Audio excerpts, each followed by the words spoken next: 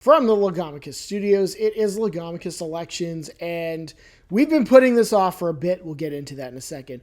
But we're finally today going to give you our first look at the U.S. House. So ordinarily, we probably would have done this a couple of months ago, giving you our first evaluation of the 435 seats to see who's in the lead, which party's trailing, and how many toss-ups there are. However, as you well know, there has been a lot of gerrymandering going on. Gerrymandering that has been going on recently. Gerrymandering that has been going on during primary season. Primaries have been postponed in order to facilitate gerrymandering. So a lot has happened, and you will see as we go through these initial numbers the effects of that gerrymandering, because there is an effect. There is what I think is, as far as I'm concerned, a measurable effect. And another thing too, before we get into the numbers, one thing that's pretty clear in organizing some of these numbers and some of these evaluations and just looking at the general math, the Republicans could lose the popular vote and theoretically still hold the House. And that's how you know the maps are doing some things that they probably shouldn't be doing. And yeah, I know someone out there at this point is going to say, well, you know, the Democrats have gerrymandered states too. Sure, like look at the maps in Illinois. I mean, they're hideous. But I think you got to say, just based on the preponderance of the evidence, that Republican gerrymandering is exceeding Democratic gerrymandering at this point. And frankly, I wish no one would do it, but right now it's being done. So Republicans could theoretically lose the national popular vote for the House by a few points and still hold on to the House. And Democrats probably, I would think, got to win the national popular vote by at least 4 points in order to flip the House. So that tells you where we are, but this is also going to tell you where we are. At the bottom of your screen now, we rated all 435 seats in the U.S. House, and this is what we currently think. So now, keeping in mind, you need 218 seats for a majority. The Democrats at 204, the Republicans at 207, 24 toss-ups. So those toss-ups are going to dictate who wins the House and who doesn't. So now let's dig a little deeper into these numbers. For the Democrats, out of the 204, the vast majority of them are safe.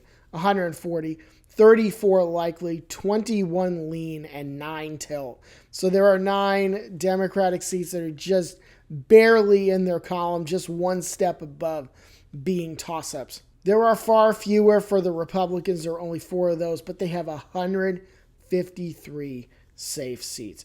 40 likely. So of the 207 that we have here for the Republicans, only 14 are probably in play. The others look like they're pretty locked in. So that's 193 seats right there. And they would only need 25 more in order to hold on to the House. Again, possibly even if they lose the national popular vote. So now what we're going to do, we want to just take a look at this, and I might not do this every time we talk about the House, but we will do it for this one. We did push the races that were toss-ups into columns based upon what we think, based upon the national environment and opinion polling, and this is what we came up with.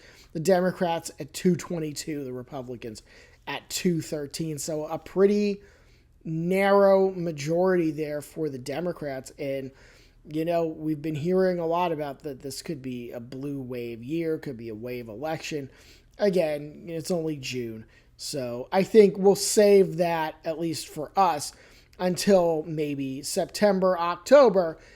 But even if it is because of all the gerrymandering going on, the Democrats squeaking out a majority 222 to 213. I mean, at this point, I'm sure they will take the win however they get it. But you might be thinking, well, that seems a little meager.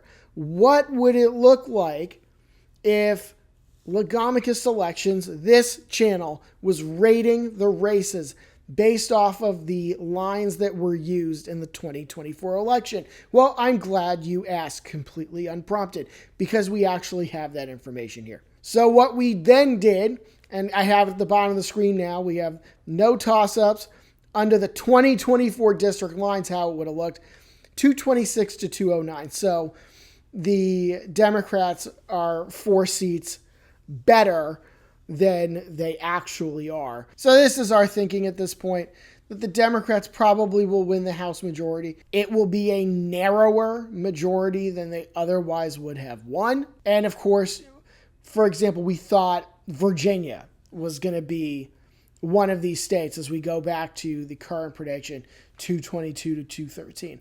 This could have easily been like 225 to 210, but the Virginia referendum got invalidated. I think Virginia will try again, and there has been talk that some bluer states like New York are going to try to rig their maps for 2028. So this is the Republicans' best chance of holding on to the House, doing what they did in places like Alabama and Louisiana and Tennessee and Texas and North Carolina and Missouri. So you also figure, too, that with the primary results in Indiana, that Indiana will try again to redraw their maps for 2028. So I don't think we've seen the end of this. And this is why we had to wait until a lot of this settled down before we started predicting what would be going on in the House. Because, I mean, states are just redrawing their lines at the drop of a hat. And Florida doing it too. It's just the volatility just made it really hard to predict how things were going to go in the earlier parts of this year. But now we think we have an idea of what the maps are going to look like for the 2026 election. And right now, I do think that at the end of the day, the Democrats win the election, not by a lot. And some of that is because of the ongoing situation with maps just being redrawn and states postponing their primaries in order to redraw their maps. Now, as far as some individual seats go, just looking down the list here, for example, the 1st District of Arizona, that's David Schweikert's district. We have that one as a toss-up. The 22nd District of California, that's David Valadao, the Republican. We have that one as a toss-up. The 8th District of Colorado, which was a Democratic seat until 2024, and the Democrats are going to try to win it back in 2026. That is a toss-up on our board. We actually have 2 toss-ups in Iowa at this point, the 1st and the 3rd District. So the 1st District of Iowa, you have a three-peat, Christina Bohannon, the Democrat, against Marionette Miller Meeks, the incumbent Republican. They've been very close races the last 2 times that they faced each other. I expect this to be no different. And then the 3rd District, that's Zach Nunn's district. It's a Des Moines-based district, and Democrats seem to be on a bit of an upswing in Iowa, so I think you've got a couple of toss-ups there for sure this year. And we won't go through all of them, but for example, we do have the toss-up in New Jersey's 7th District. Tom Kean Jr., the congressman there, going to be running against the Democrat Rebecca Bennett. And nobody's seen or heard from Mr. Kean in quite a while, so you would have to think that that's going to compromise his re-election campaign. Missing votes for months and no one's seen or heard from him, at least not publicly. So that for sure is a toss-up. And we have a couple in Pennsylvania. For example, the 7th District and the 8th District. Those were Democratic seats that flipped in 2024. One of them is a Scranton area district, and the other one's an Allentown, Lehigh Valley area district.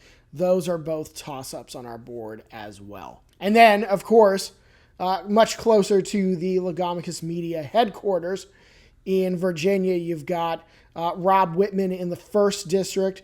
That is going to probably be a very close race. And then also in the 2nd District, which is a Hampton Roads Eastern Shore-based district with Republican Jen Kiggins. That one is certainly a toss-up and potentially one that the Democrats can flip in 2026. So that's a really high-level overview. We will have more details on ratings. We will have more to talk about some individual House races as we start getting closer to the 2026 election. But this is our high-level overview right now of where we think the House race sits. gerrymandering has definitely had an effect on it. There's no two ways about it. But now we see how the parties adapt. And follow along here at Legomicus Elections. Like and subscribe. Follow us on social media. We'll see you soon.